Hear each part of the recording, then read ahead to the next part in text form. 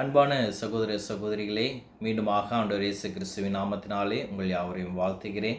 இன்றைக்கும் நாம் கூட இன்னொரு தேவ சத்தியத்துக்குள்ளாய் இந்த பயணத்தை நாம் தொடங்கியிருக்கிறோம்.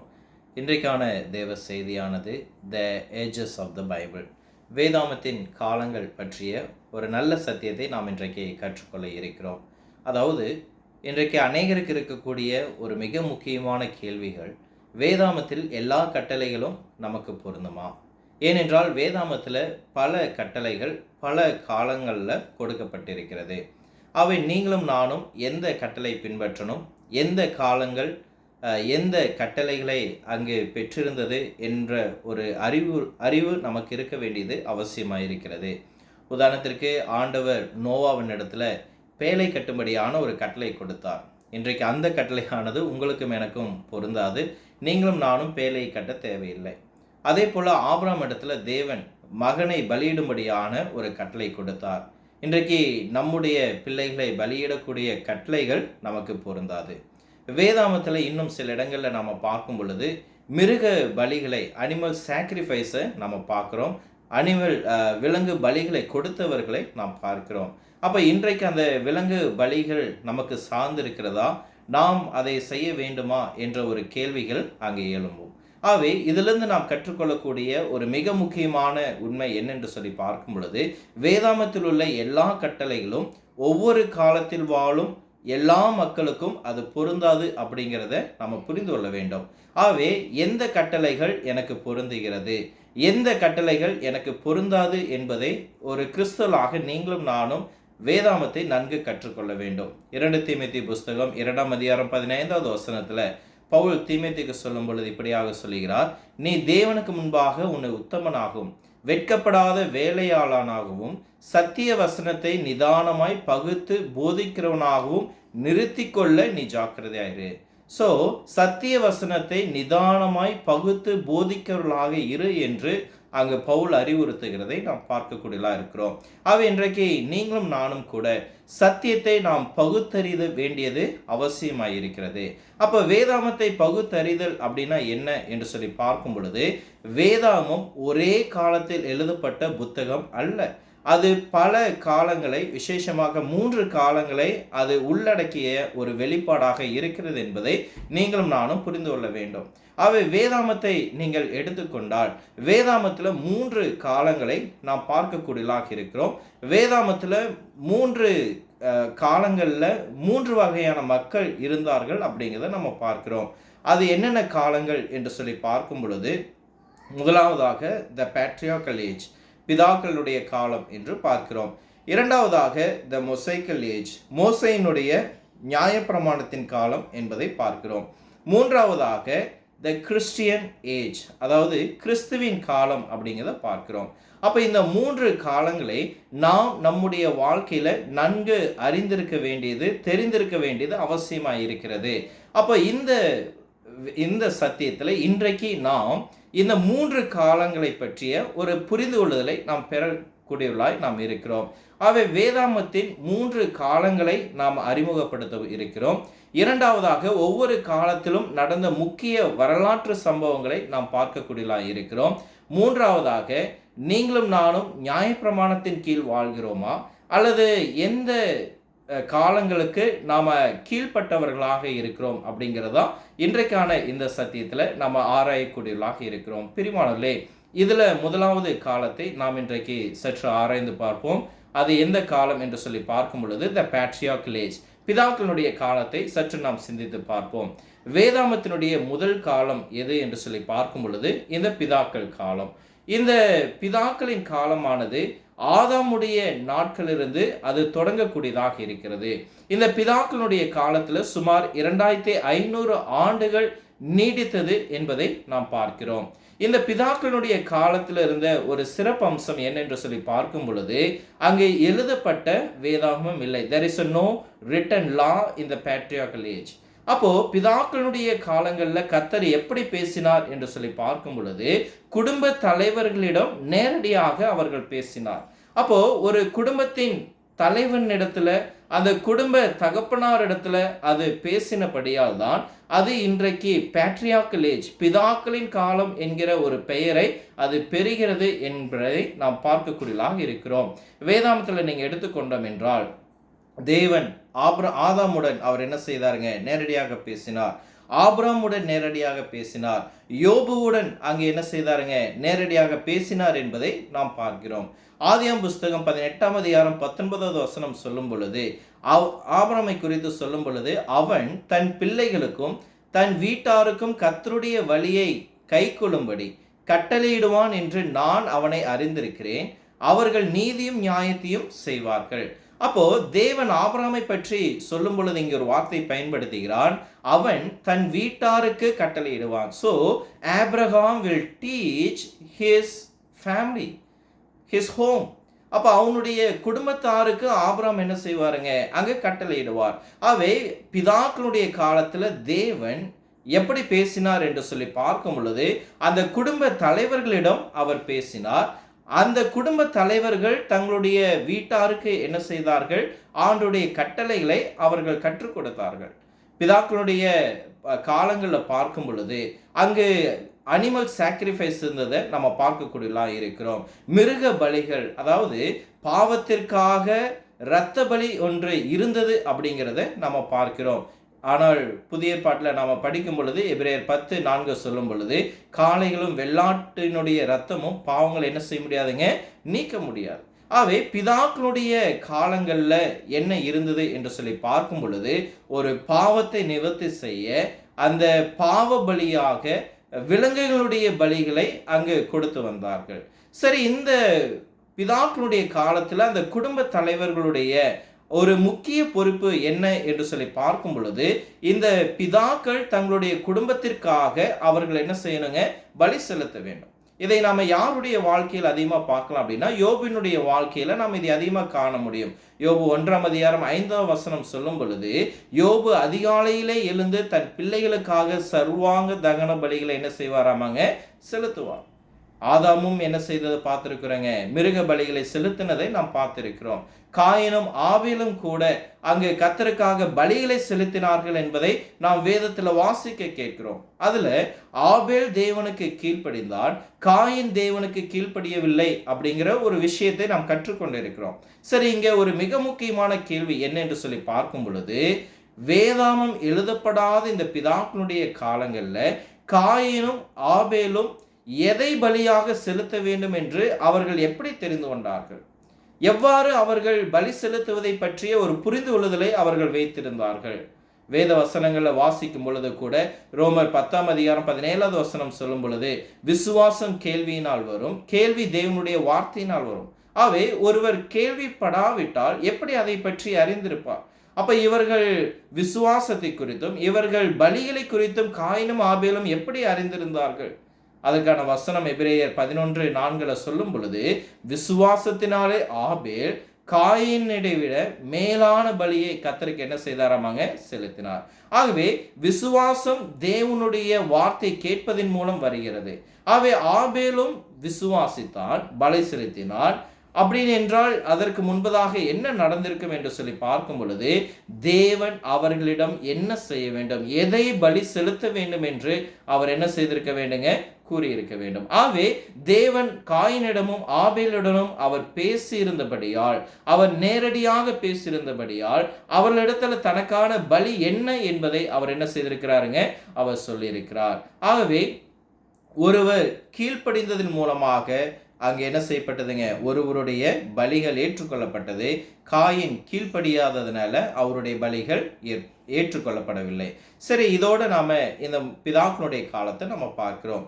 அடுத்ததாக மோசேயினுடைய நியாயப்பிரமாண காலம், த மொசைக்கல் ஏஜ். இதை குறித்து நாம் வேதாமத்தில் பார்க்கும் பொழுது, இது மோசேயினுடைய காலத்திலிருந்து மோசேயின் மூலமாக இந்த காலம் ஆரம்பமாகக்கூடியதாக இருக்கிறது. இந்த காலம் கிட்டத்தட்ட ஒரு சுமார் 1500 ஆண்டுகள் நீடித்தது என்பதை நாம் பார்க்கிறோம்.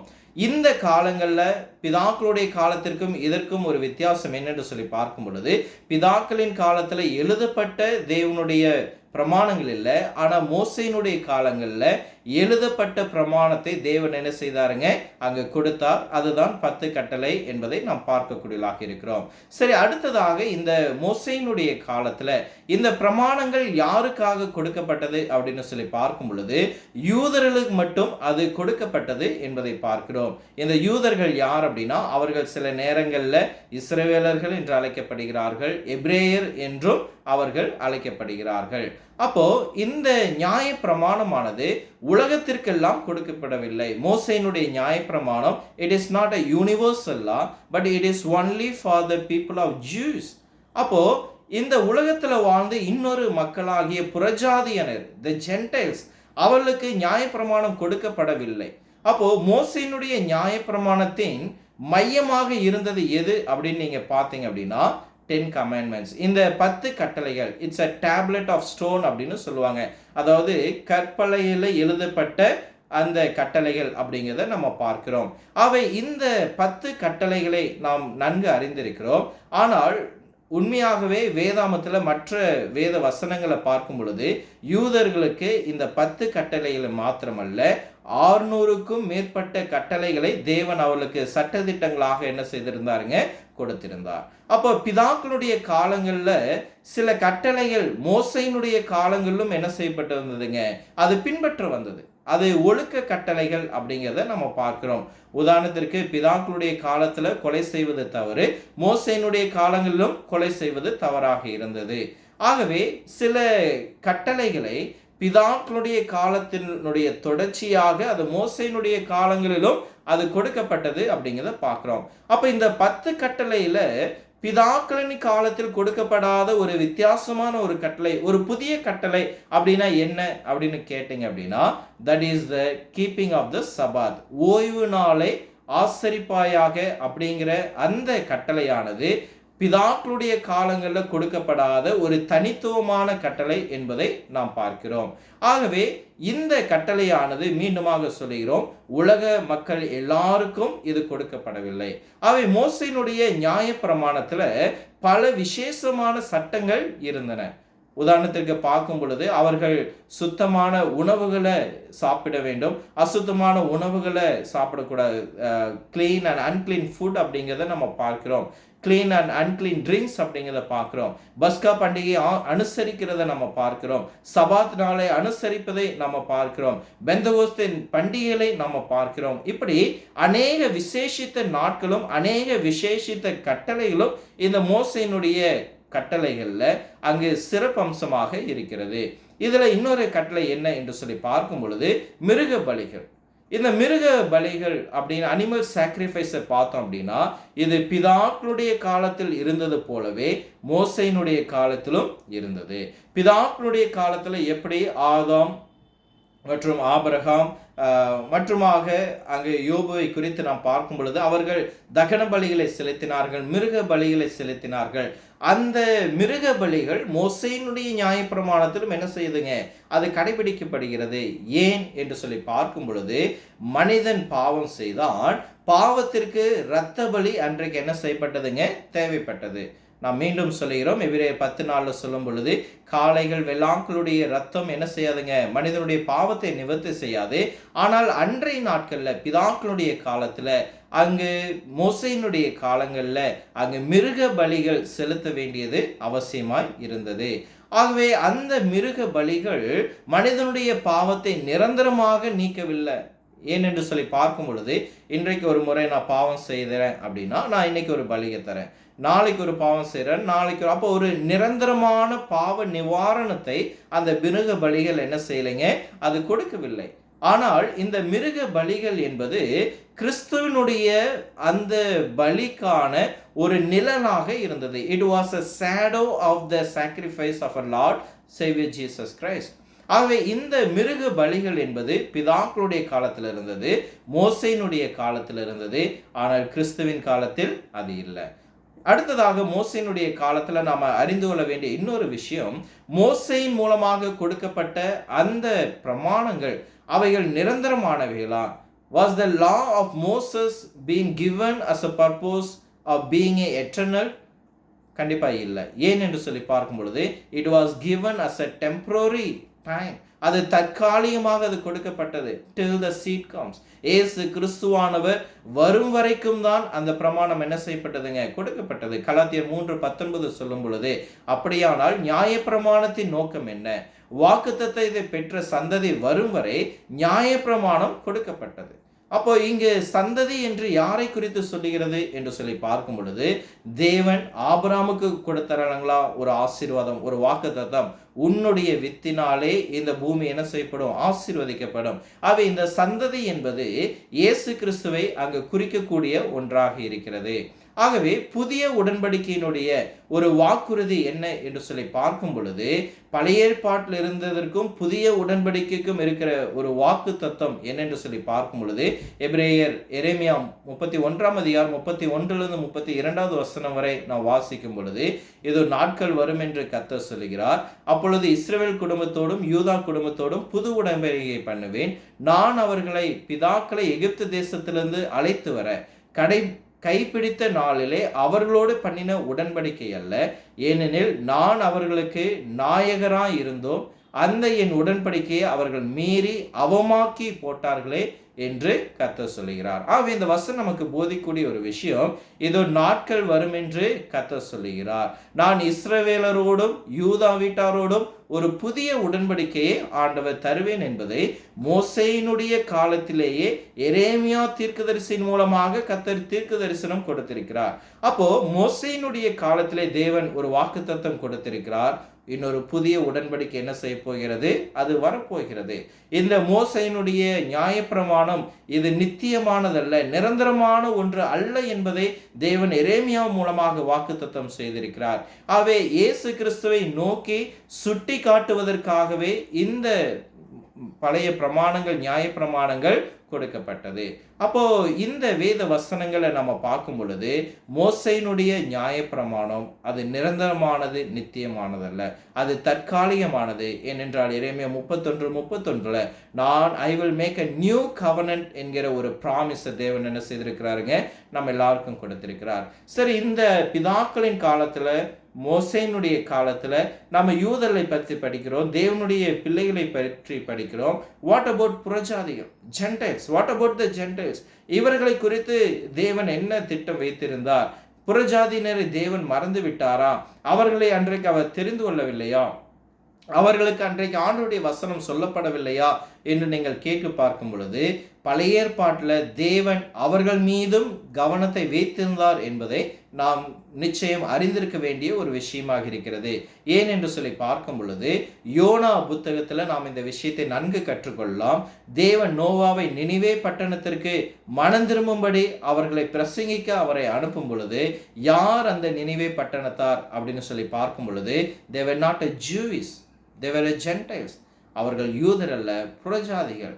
ஆகவே இதன் மூலமாக தேவன் உலக மக்களையும் அன்றைக்கு என்ன செய்திருக்கிறாருங்க, நேசித்திருக்கிறார். தன்னுடைய மக்களாகிய யூதர்களை மாத்திரமல்ல, அன்றைக்கே புறஜாதிகளுக்கும் கூட கர்த்தர் சுவிசேஷத்தை பிரசங்கிக்க அன்றைக்கு என்ன யோனாவை அவர் அனுப்பியிருக்கிறார்.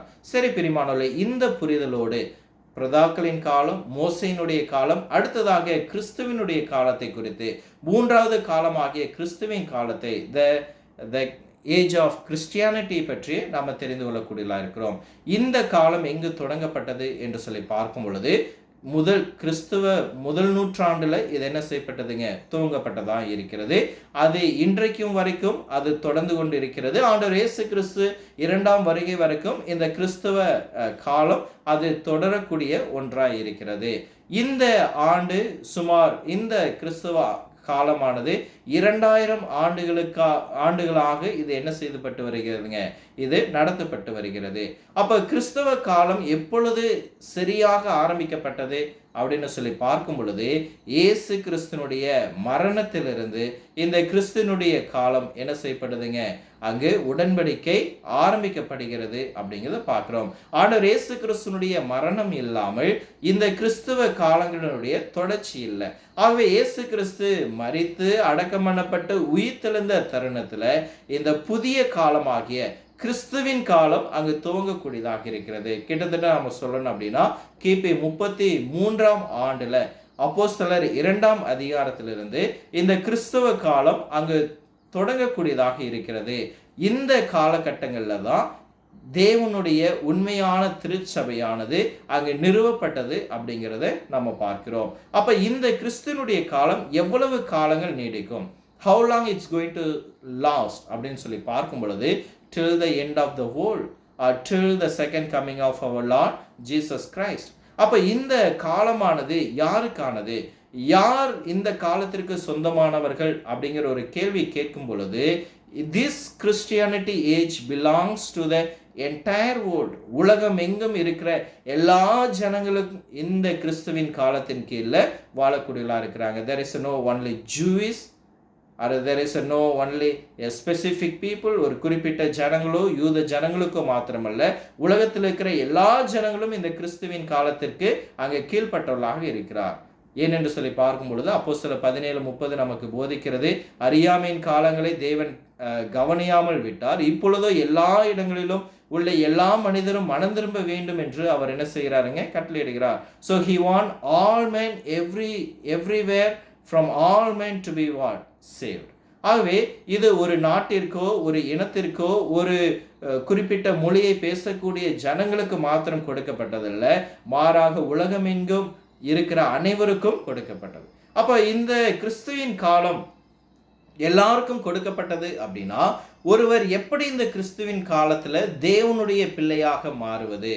பிரியமானவர்களே, இதை நீங்க புரிந்து கொள்ள மோசேயினுடைய காலத்தை நீங்க கொஞ்சம் நினைச்சு பார்த்தீங்க அப்படின்னா, மோசேயினுடைய காலங்களில் யாரெல்லாம் தேவனுடைய பிள்ளைகளாக இருந்தார்கள் அப்படின்னா, யாரு யூதனாக பிறக்கிறார்களோ அவர்கள் தேவனுடைய பிள்ளைகள்.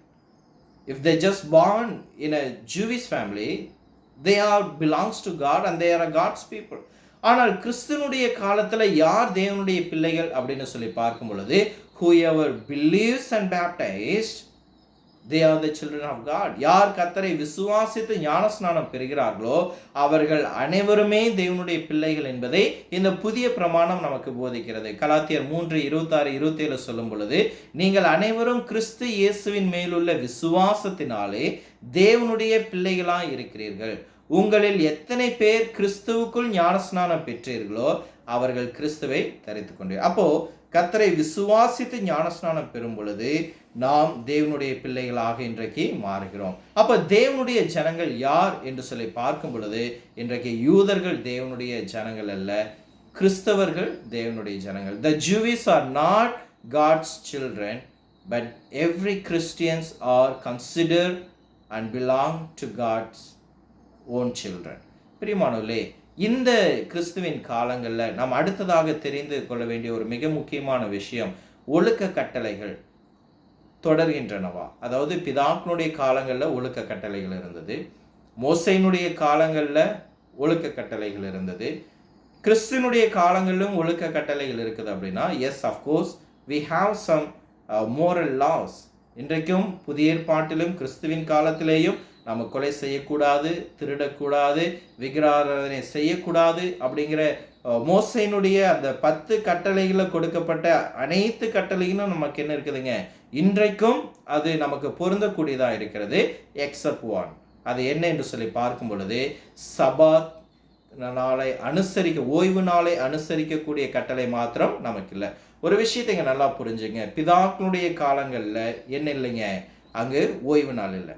மோசேயினுடைய நாட்களில் ஓய்வு நாள் இருந்தது, மீண்டுமாக கிறிஸ்துவின் காலத்தில் அங்கு ஓய்வு நாளை அனுசரிப்பது இல்லை. அப்போ இந்த ஓய்வு நாளை தவிர நமக்கு என்ன இருக்குதுங்க, மற்ற எல்லா ஒழுக்க கட்டளைகள் மோசேயினுடைய பிரமாணத்தில் என்ன இருந்ததோ அதில் அநேக கட்டளைகள் இருக்குது.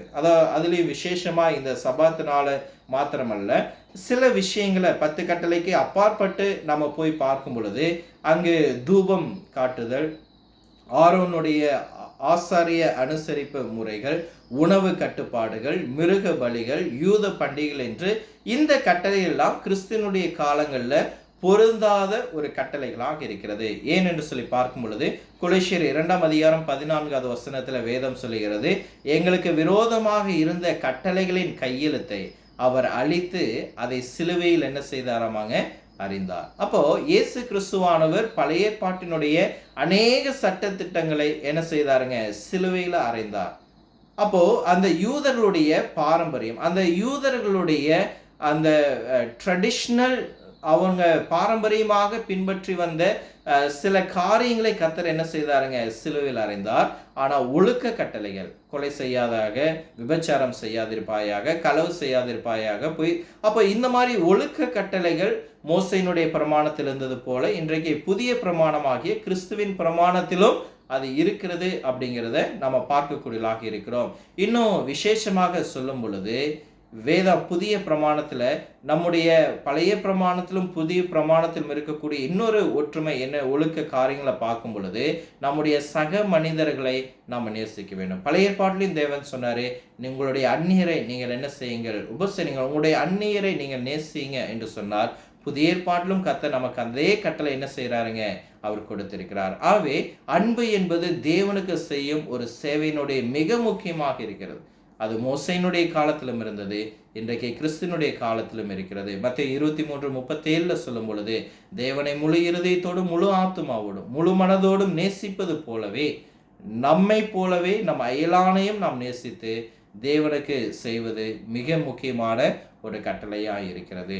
சரி பிரியமானவர்களே, அடுத்ததாக மோரல் லாஸ். அப்புறம் நம்முடைய இந்த புதிய பிரமாணத்தை மிருக பலிகளுக்கு என்ன, அதாவது பிதாக்களுடைய காலத்தில் அனிமல் சாக்ரிஃபைஸ் இருந்தது, மோசையினுடைய காலங்களில் அனிமல் சாக்ரிஃபைஸ் இருந்தது, ஆண்டவர் இயேசு கிறிஸ்துனுடைய காலங்களில் அனிமல் சாக்ரிஃபைஸ் இருக்குதா அப்படின்னு சொல்லி பார்க்கும் பொழுது there is no animal sacrifice in the Christian age. ஏன்னு சொல்லி பார்க்கும் பொழுது கிறிஸ்துவின் ரத்தம் மாத்திரமே, ஆண்டவர் இயேசு கிறிஸ்து நமக்காக சிந்தின அந்த ரத்தம் மாத்திரமே நம்முடைய பாவங்களை முழுமையாக அங்கே கழுவக்கூடிய அங்கு பரிகாரமாக இருக்கிறது. மத்தேயு 26:28 சொல்லும் பொழுது, இது பாவ மன்னிப்புக்காக அநேகருக்காக சிந்தப்படுகிற புதிய உடன்படிக்கை ரத்தம். ஆகவேதான் இன்றைக்கு நாம புதிய ஏற்பாட்டில் we doesn't have any animal sacrifice to be kept or to be followed, because our only sacrifice for our sin, it is our Lord Savior Jesus Christ. சரி பிரியமானவர்களே, இப்போ நாம் இந்த 3 காலங்களை குறித்தும் அந்த காலங்களுடைய சிறப்பம்சங்கள், முக்கிய நிகழ்வுகள், அந்த காலங்களில் கடைபெற்ற காரியங்கள், அந்த காலங்களில் கொடுக்கப்பட்ட கட்டளைகளை நாம் என்ன செய்தோங்க, ஆராய்ந்து பார்த்தோம். அடுத்தது இரண்டாவதாக இந்த 3 காலங்களிலும் நடந்த சில மிக முக்கியமான நிகழ்வுகளை நாம் பார்க்கக்கூடியதாக இருக்கிறோம். பிதாக்களுடைய காலத்தில் நடந்த ஒரு மிக முக்கியமான நிகழ்வு என்ன அப்படின்னா, படைப்பு மற்றும் மனிதனுடைய பாவம். ஆதாமுடைய காலத்தில் தேவன் என்ன செய்தாருங்க, இந்த உலகத்தை படைத்தார். ஆதாம் ஏவாளை படைத்தார். ஏதேன் தோட்டத்தில் அவர்களை கொண்டு போய் வைத்தார்கள். தேவனுடைய பாவத்தை அங்கு மீறி மனிதன் என்ன செய்தானுங்க, பாவத்திற்குள்ளாக அவன் வந்தான். ஆகவே உலகத்தின் துன்மார்க்கம் அங்கு என்ன செய்யப்பட்டதுங்க, அதிகரிக்கப்பட்டது. ஆதாமுடைய சந்ததி பெருகியது, மனிதர்களுடைய பாவமும் அங்கு அதிகரித்தது. ஆதியாகமம் 6:5 தேவன் சொல்லும் பொழுது, மனுஷனுடைய அக்கிரமம் பூமியிலே மிகுதியா இருந்ததையும் அவனுடைய இருதயத்தின் நினைவுகள் தோற்றமெல்லாம் எப்பொழுதும் பொல்லாதவையும் என்று கர்த்தர் என்ன செய்தாராமாங்க, கண்டார். அப்போ ஆதியில தேவன் படைக்கும் பொழுது அங்கு தோட்டத்தில் வைக்கிறாரு, பாவம் வருகிறது. பாவம் பெருகின போது மனிதன் தேவனை விட்டு என்ன செய்யறாங்க, அங்கு விலகி போகிறான். அவனுடைய இருதயங்களும் சிந்தனைகளும் எண்ணங்களும் அங்கு தீமையாக பாவமாக இருக்குது. அவை தேவன் இந்த மனு குலத்தை என்ன செய்தாருங்க, அங்கு வெள்ளத்தால் அவர் அழிக்கிறார் அப்படின்னு பார்க்கிறோம். அப்ப இந்த வெள்ளத்தால் அவர் அழைக்க தீர்மானிக்கும் பொழுது நோவாவோ கர்த்தருடைய கண்களில் என்ன செய்யறாருங்க, கிருபை கிடைக்கப்படுகிறார். தேவன் நோவாவுக்கும் ரோவாவுடைய குடும்பத்திற்கும் ஒரு ரட்சிப்பின் வழியை நம்ம காட்டுகிறார் அப்படிங்கிறத பார்க்கிறோம். அப்போ நோவாவினுடைய வாழ்க்கையில, பிதாவினுடைய காலத்துல நோவாவுக்கு தேவனானவர் அங்கு தேவனுடைய கிருபையை தரார், தேவனுடைய விசுவாசத்தை அங்கு கொடுக்கிறார் அப்படிங்கிறத நம்ம பார்க்கிறோம். அப்போ தேவனுடைய கிருபை நோவாவினுடைய வாழ்க்கையில என்ன அப்படின்னா, இந்த அழிவிலிருந்து உன்னை காப்பாற்றி கொள்ள உனக்காக ஒரு பேழையை கட்டு அப்படிங்கிற ஒரு கட்டளையை ஆண்டவர் கொடுக்கிறாரு, ரட்சிப்பின் வழியை கொடுக்கிறாரு. அதுல தான் தனது கிருபையை நோவாவுக்கு கர்த்தர் என்ன செய்யறாருங்க, காண்பிக்கிறார். அதே போல தேவனுடைய விசுவாசம் பாருங்க, நோவா வாழ்க்கையில் நாம் காணும் இரண்டாவது உண்மை அவருடைய விசுவாசம். எபிரேயர் 11:7 சொல்லும் பொழுது, விசுவாசத்தினாலே நோவா தேவனுக்கு பயந்து பேழை என்ன செய்தாராமாங்க, ஆயத்தம் பண்ணினார். அப்ப விசுவாசம் என்பது தேவன் சொல்வதை நம்பி அதற்கு கீழ்ப்படிவது. அப்போ தேவன் அங்கு நான் உலகத்தை அழிக்க போறேன்னு சொன்னாரு. அங்க 40 நாள் இரவும் பகலும் மழை பெய்யும்னு சொன்னாரு. உனக்காக ஒரு பேழை கட்டுன்னு சொன்னாரு. இது எல்லாவற்றையும் நோவா விசுவாசித்தார். இதில் எல்லாவற்றையும் கர்த்தர் தனக்கு கொடுத்த கட்டளை நோவா என்ன செய்தாருங்க, அவர் நிறைவேற்றி அன்றைக்கு இருந்த அந்த அழிவிலிருந்து அவர் காப்பாற்றப்பட்டார், ரட்சிக்கப்பட்டார். பிரியமானவர்களே, இன்றைக்கு நீங்களும் நானும் கூட நம்ம கிருபையின் கீழ்ப்படிதலின் விசுவாசத்தினால நாம் என்ன செய்யறோங்க, ரட்சிக்கப்படக்கூடியலாய் இருக்கிறோம். இன்றைக்கு நீங்களும் even you and myself are we saved by the grace, but the grace with a faith and obedience. கிருபை விசுவாசத்தோடு ஏற்றுக்கொண்டு தேவன் சொல்லக்கூடிய வழியில கீழ்ப்படியும் பொழுது நீங்களும் நானும் ரட்சிக்கப்படக்கூடியதாக இருக்கிறோம். அப்போ ஆதாமுடைய சிருஷ்டிப்புல பாவம், அந்த பாவத்தினுடைய வெளிப்பாடு, நோவானுடைய காலத்துல அழிவு, நோவாவுடைய வீட்டார் ரட்சிக்கப்படுறாங்க. அதன் பிறகு ஆபிரகாமை கர்த்தர் என்ன செய்யறாருங்க, ஆதியாகமம் 12ஆம் அதிகாரத்துல ஆபிரகாமை கர்த்தர் தெரிந்து கொள்கிறார். ஆபிரகாமை குறித்து சொல்லும் பொழுது யாக்கோபு 2:23 சொல்லும் பொழுது, ஆபிரகாம் தேவனை விசுவாசித்தான், அவன் தேவனுடைய நண்பன் என்று என்ன செய்யப்பட்டான், அழைக்கப்பட்டான். He was a friend of God. அப்போது ஆபிரகாம் கர்த்தரை விசுவாசித்த அவர் நண்பராய் இருந்தார். அது மாத்திரமல்ல, ஆபிரகாமுக்கு தேவன் வாக்குத்தத்தங்களை கொடுத்தார். Genesis 12:1-3 there is a 3 promises given to Abraham. ஆபிரகாமுக்கு கொடுக்கப்பட்ட 3 வாக்குத்தத்தங்கள் என்ன அப்படின்னா, the first promise a nation, ஒரு தேசம் கொடுப்பேன் அப்படின்னாரு. அது என்ன தேசம்? வாக்குத்தத்தம் பண்ணப்பட்ட தேசம், அதுதான் கானான் தேசம் அப்படிங்கிறத நம்ம பார்க்கிறோம். இரண்டாவதாக கர்த்தர் ஆபிரகாம் கொடுத்த ஒரு வாக்குத்தத்தம், நான் உன்னை பெரிய ஜாதியாக்குவேன் அப்படின்னார். I'm going to make you a great nation அப்படின்னார். அப்ப அந்த பெரிய ஜாதி என்ன? யூத ஜாதியை, யூத ஜனங்களை அவர் என்ன செய்தாருங்க, அங்கு பெருகினார் ஆபிரகாம் இடத்திலிருந்து அப்படிங்கிறத பார்க்கிறோம். மூன்றாவதா தேவன் ஆபிரகாம் கொடுத்த வாக்குத்தத்தம் என்ன அப்படின்னு சொல்லி பார்க்கும் பொழுது, எல்லா ஜாதிகளும், உலகத்தில் இருக்கிற எல்லா ஜனங்களும் ஆபிரகாமின் மூலம் ஆசீர்வதிக்கப்படுவார்கள். Through his seed all the nation will be blessed. அவருடைய வித்திலிருந்து எல்லா ஜனங்களும் ஆசீர்வதிக்கப்படுவார்கள். அப்ப இது யாரை குறித்து சொல்லப்பட்டது? ஆண்டவர் இயேசு கிறிஸ்து குறித்து சொல்லப்பட்டது. ஆண்டவர் இயேசு கிறிஸ்துவின் மூலமாக இந்த வாக்குத்தத்தம் என்ன செய்யப்பட்டதுங்க, நிறைவேறப்பட்டது. இயேசு கிறிஸ்து ஆபிரகாமுடைய சந்ததியாய் இருக்கிறார். அவர் யூதர்கள், புறஜாதிகள் என்று உலகத்தில் இருக்கிற எல்லா ஜனங்களும் அவர் மூலமாக ரட்சிக்கப்பட வேண்டியது தேவனுடைய திட்டமாயிருந்தது.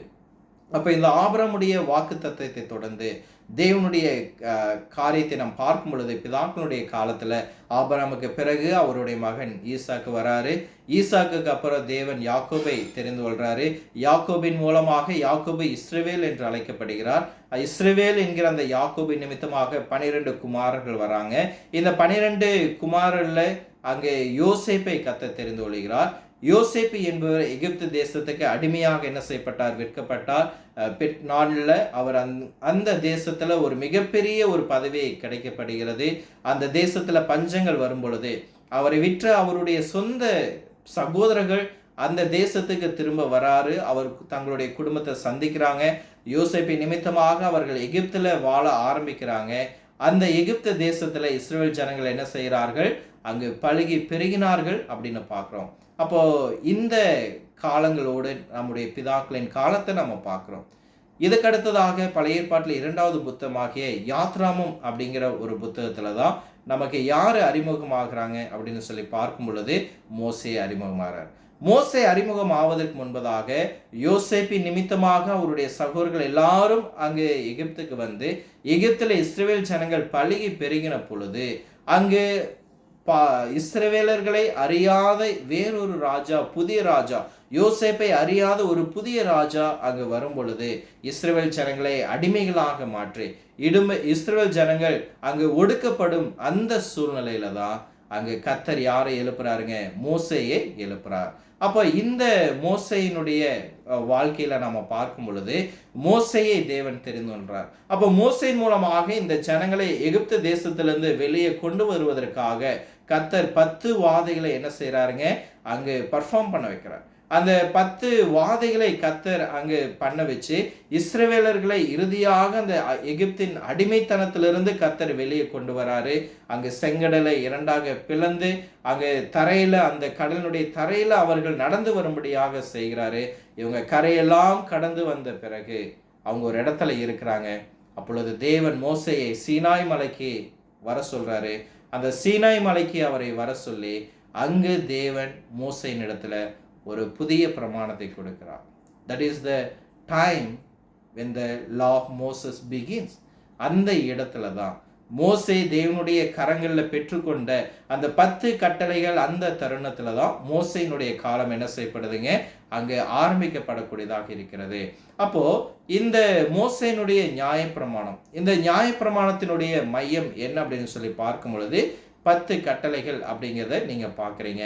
அடுத்தது இந்த மோசேனுடைய காலத்துல நாம தெரிந்து கொள்ள வேண்டிய இன்னொரு விஷயம் என்ன அப்படின்னா ஆசாரிப்பு கூடாரம்.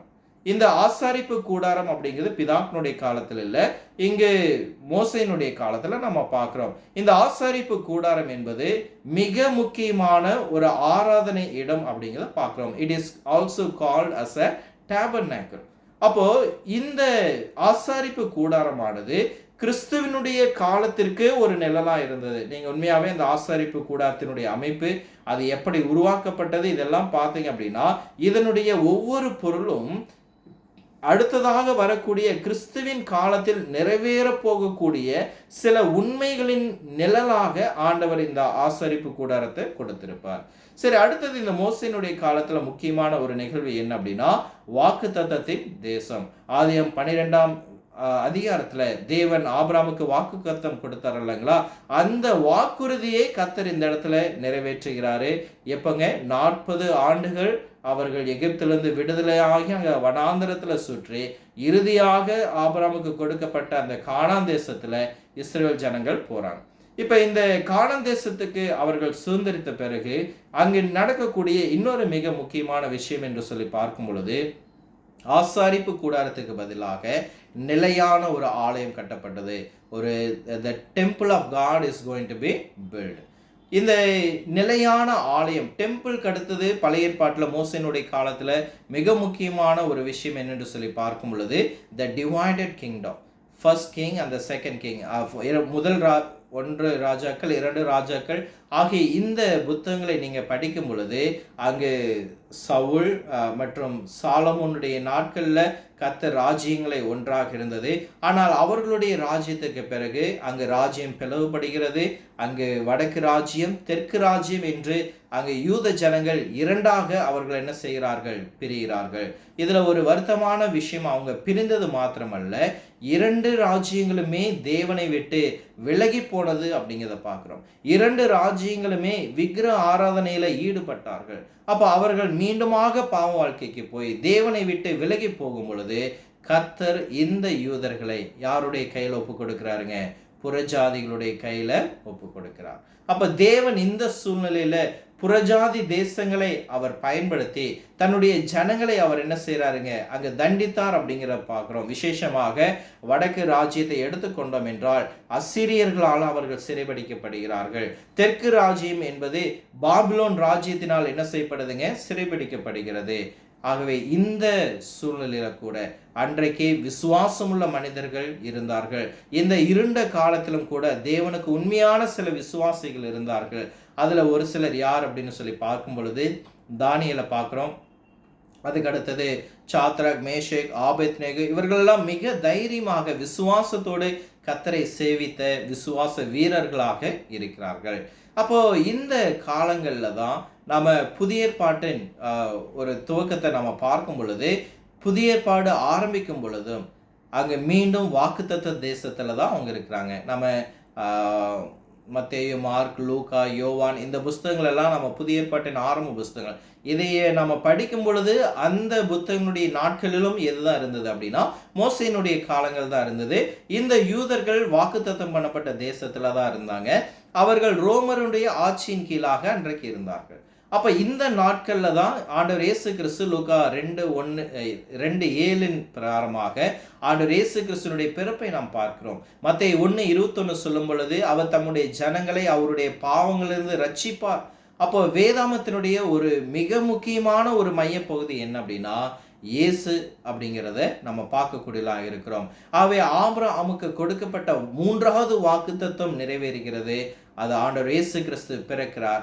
அவர் நிமித்தமாக இந்த உலகம் என்ன செய்யப்படுதுங்க, அது ரட்சிக்கப்பட போகுது. அப்போ அந்த நற்செய்தி புத்தகங்கள் என்று அழைக்கப்படுகிற மத்தேயு, மார்க்கு, லூக்கா, யோவான் போன்ற புஸ்தகங்கள் ஆண்டவர் இயேசு கிறிஸ்துனுடைய வாழ்க்கை, ஆண்டவர் இயேசு கிறிஸ்துனுடைய போதனை, ஆண்டவர் இயேசு கிறிஸ்துனுடைய சிலுவை, ஆண்டவர் இயேசு கிறிஸ்துடைய மரணம், அடக்கம், உயிர்த்தெழுதல் ஆகிய ஆண்டவர் இயேசு கிறிஸ்துனுடைய அங்கு வாழ்க்கை சரித்திரத்தை அது கூறக்கூடிய புத்தகங்களாக இருக்கிறது. அப்ப இயேசு கிறிஸ்து வாழ்ந்தார், அவர் மரித்தார், அடக்கமனப்பட்டு உயிர்த்தெழுந்தார். அதுக்கப்புறம் வரக்கூடிய அப்போஸ்தலர் புஸ்தகத்துல நாம 1ஆம் அதிகாரத்துல பார்க்கும் பொழுது ஆண்டவர் இயேசு கிறிஸ்து என்ன செய்யறாருங்க? உயிர்த்தெழுகிறார். அப்போஸ்தலர் 2ஆம் அதிகாரத்துல பெந்தகோஸ்து நாள்ல சீசல் எல்லாம் ஒன்றாக கூடி பரிசுத்த ஆவியினால நிரப்பப்படுறாங்க இல்லைங்களா?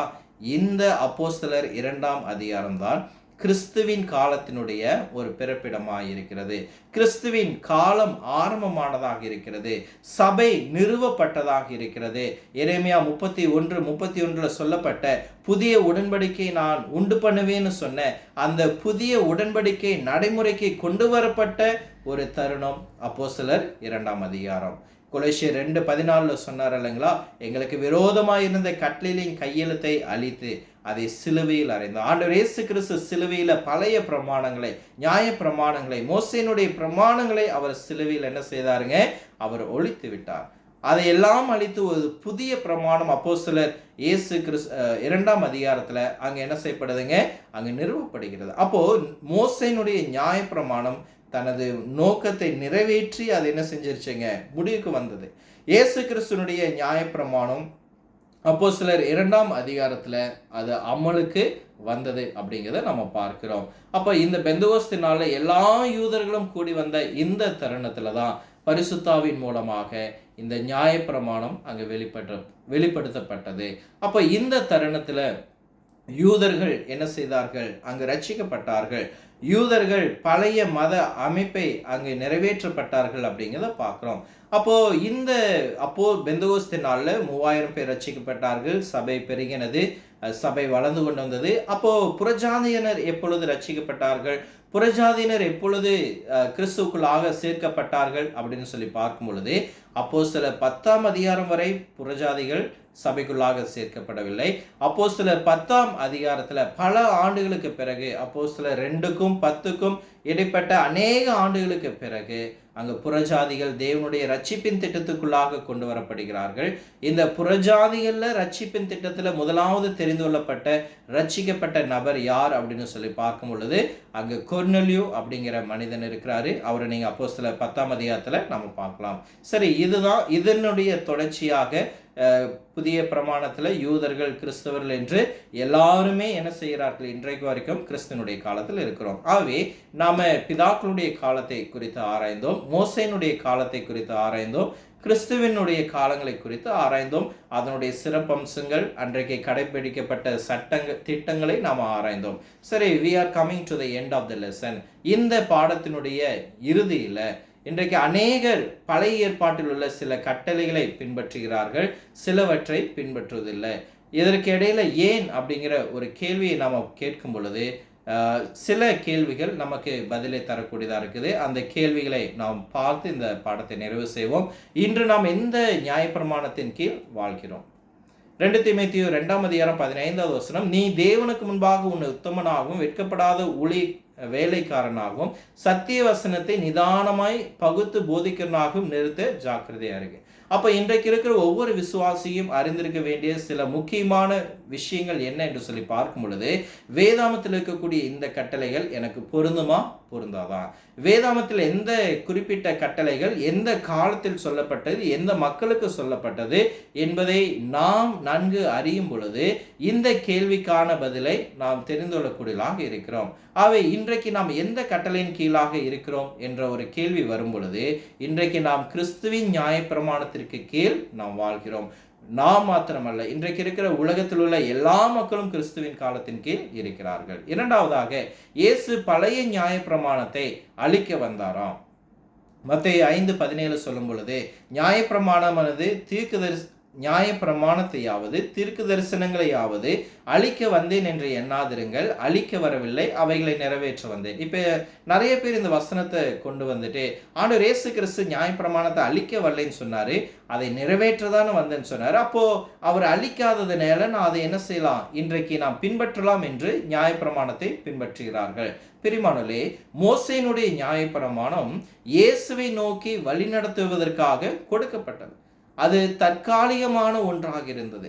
அவை இயேசு வந்த பொழுது அந்த நியாயப்பிரமாணத்தின் நோக்கம் நிறைவேற்றப்பட்ட பொழுது கலாத்தியர் 3:19 சொல்லப்பட்ட பிரகாரமாக வாக்குத்தத்தம் செய்யப்பட்ட சந்ததி வரும் வரை நியாயப்பிரமாணம் கொடுக்கப்பட்டது.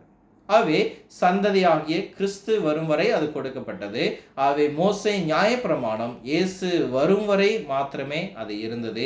ஆண்டவர் இயேசு கிறிஸ்து வந்து மரித்து அடக்கமண்டப்பட்டு உயிர்த்தெழுந்த பிறகு புதிய பிரமாணம், புதிய உடன்படிக்கை, புதிய தீர்க்கதரிசனம் நமக்கு கொடுக்கப்பட்டிருக்கிறது. இதை தான் நம்ம எரேமியா 31:31 நம்ம பார்க்கிறோம். இதோ நாட்கள் வருகின்றன, அப்பொழுது நான் இஸ்ரவேல் வீட்டாரோடும் யூதா வீட்டாரோடும் ஒரு புதிய உடன்படிக்கையை ஏற்படுத்துவேன். அந்த உடன்படிக்கையை தேவன் முன்கூட்டி வாக்குரைத்தார். இயேசு கிறிஸ்துவின் மூலமாக அதை நிறைவேற்றினார். ஏசாயா 2:4 சொல்லும் பொழுது புதிய பிரமாணம் வரும் காலம் தெளிவாக விவரிக்கப்படுகிறது. அப்போது பழைய நியாய பிரமாணம் தன் துவக்கத்தை என்ன செய்யுமாங்க, நிறைவேற்றப்படும். ஆகவே கிறிஸ்து தமது புதிய பிரமாணத்தை வழங்கிய போது பழைய நியாய பிரமாணம் நிறைவேறி அதன் பணி முடிந்தது. அது அழிக்கப்படவில்லை, மாறாக தன்னுடைய நோக்கத்தை நிறைவேற்றுது. சரி, இந்த காலகட்டங்களில் யூதர்களுக்கு ஒரு கஷ்டம் இருந்தது, ஒரு போராட்டம் இருந்தது. என்ன அப்படின்னா, இந்த கிறிஸ்தவம் புதிய ஏற்பாட்டில், அதுவும் கிறிஸ்துவனுடைய காலத்தில் பரவ தொடங்கிய போது பல யூதர்கள் மோசேயினுடைய நியாயப்பிரமாணத்தில் இனி செல்லாது என்பதை ஏற்றுக்கொள்வது அவர்களுக்கு மிகவும் கடினமாக இருந்தது. அதில் நிறைய சிரமப்பட்டாங்க. அதனால நிறைய குழப்பங்கள் சபைக்குள்ளாக வந்தது.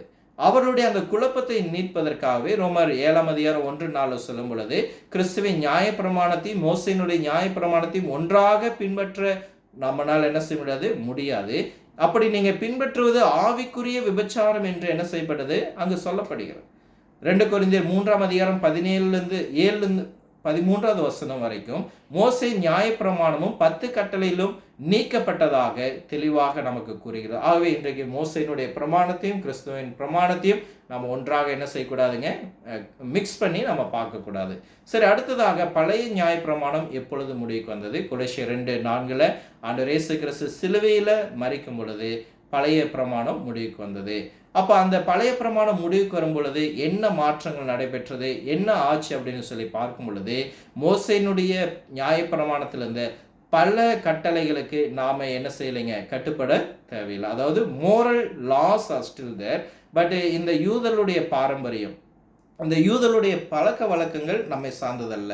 அது என்ன அப்படின்னு சொல்லி பார்க்கும் பொழுது சபாத் நாளை அனுசரிப்பது, ஓய்வு நாளை அனுசரிப்பது, இது அசுத்தமான உணவும், இதை சாப்பிடணும் இதை சாப்பிடக்கூடாதுங்கிற கட்டளைகள், யூத பண்டிகைகள், அமாவாசை அனுசரிப்புகள், மிருக பலிகள், இதெல்லாம் நமக்கு உகந்ததல்ல அப்படிங்கிறத கொலோசியர் 2:14-17 வரை நமக்கு மிக தெளிவாக அங்கு கொடுக்கப்படுகிறது.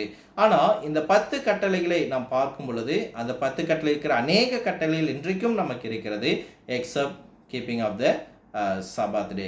அப்போ கிறிஸ்துவின் நியாயப்பிரமாணம் ஏன் மோசேயினுடைய பிரமாணத்தை விட சிறந்தது, மேலானது அப்படின்னு சொல்லி பார்க்கும் பொழுது எபிரேயர் 8:6 சொல்லும் பொழுது இப்போது அவர் மிகவும் மேன்மையான உடன்படிக்கையின் மத்தியஸ்தராக இருக்கிறார், அது சிறந்த வாக்குத்தத்தங்களின் மேல் நிறுவப்பட்டது.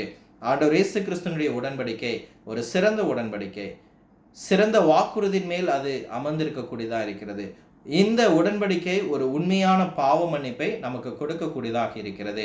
அவை இன்றைக்கு நீங்களும் நானும் தேவனுடைய பிள்ளையாவது எப்படி என்று சொல்லி பார்க்கும் பொழுது மோசேயினுடைய காலத்தில் யூதனா பிறந்தாதான் தேவனுடைய பிள்ளை. ஆனால் கிறிஸ்துவின் காலத்தில் ஒரு சுவிசேஷத்தை கேட்டு விசுவாசித்து அறிக்கையிட்டு மனம் திரும்பி அங்கு ஞானஸ்நானம் பெறும் பொழுது அவர் தேவனுடைய பிள்ளையாக மாறுகிறார். கலாத்தியர் 3:26-27 இது நமக்கு போதிக்கக்கூடியதாக இருக்கிறது. ஆகவே இன்று நீங்கள் தேவனுடைய பிள்ளையாக மாற வேண்டுமா? சுவிசேஷத்தை கேட்க வேண்டும், விசுவாசிக்க வேண்டும், மனம் திரும்ப வேண்டும், நீங்கள் அறிக்கையிட வேண்டும், ஞானஸ்நானம் பெற வேண்டும். புதிய ஏற்பாட்டினுடைய ஆராதனை முறைமைகளும் கர்த்தர் நமக்கு கொடுத்திருக்கிறார். புதிய ஏற்பாட்டு ஆராதனை முறைமைகளில் அப்போஸ்தலர் 20:7 சொல்லும் பொழுது, வாரத்தின் முதல் நாளிலே அப்பம் பிக்கும்படி சீசர்கள் ஒன்றாக கூடி வந்தார்கள். ஸோ அந்த first day of the week, வாரத்தின் முதல் நாள் ஞாயிற்றுக்கிழமையில நாம் கர்த்தரை ஆராதிக்கும்படியாக, தொழுது கொள்ளும்படியாக நாம் வருகிறோம். அவரை துதிக்கும்படியாக வந்துகிறோம். அவரிடத்துல ஜெபிக்கும்படியாக வருகிறோம். அவருடைய வார்த்தையை கேட்கும்படியாக வருகிறோம். அவருடைய ராபோஜனத்தில் பங்கு பெறும்படியாக வருகிறோம். அவருக்கு காணிக்கை கொடுக்கும்படியாக வந்திருக்கிறோம் இந்த புதிய பிரமாணத்தில். அவை இறுதியான தீர்ப்பு என்ன, எதனுடைய அடிப்படையில் இருக்கும் கர்த்தருடைய நியாய தீர்ப்பில் அப்படின்னு சொல்லி பார்க்கும் பொழுது, யோவான் 12:48 சொல்லும் பொழுது, என்னை புறக்கணித்து என் வார்த்தைகளை ஏற்றுக்கொள்ளாதவனுக்கு நியாய தீர்ப்பு ஒன்று இருக்கிறது. நான் சொன்ன வார்த்தையை கடைசி நாளில் அவன் என்ன செய்யும், நியாயம் தீர்க்கும். ஆகவே நம்ம நியாயம் தீர்க்கக்கூடியது மோசையினுடைய பிரமாணம் அல்ல, 10 கட்டளைகள் அல்ல, இயேசு கிறிஸ்து நமக்கு போதித்த அவருடைய வார்த்தைகள். அவை இன்றைக்கு நீங்களும் நானும் பிதாக்களுடைய காலத்திலோ மோசையினுடைய காலத்திலோ கொடுக்கப்பட்ட கட்டளைகள் அல்ல, மாறாக கிறிஸ்துவின் காலத்தில் கொடுக்கப்பட்ட கட்டளை பின்பற்றுவோம். அந்த கட்டளை மூலமாக நீங்களும் நானும் நியாய தீர்ப்பை சந்திப்போம். கர்த்தர் தாமே இந்த பாடத்தை கொண்டு உங்களையும் என்னையும் ஆசீர்வதிப்பாராக. உங்களுடைய பொறுமையான கவனத்திற்கு நன்றி தெரிவித்துக் கொள்கிறேன். நன்றி.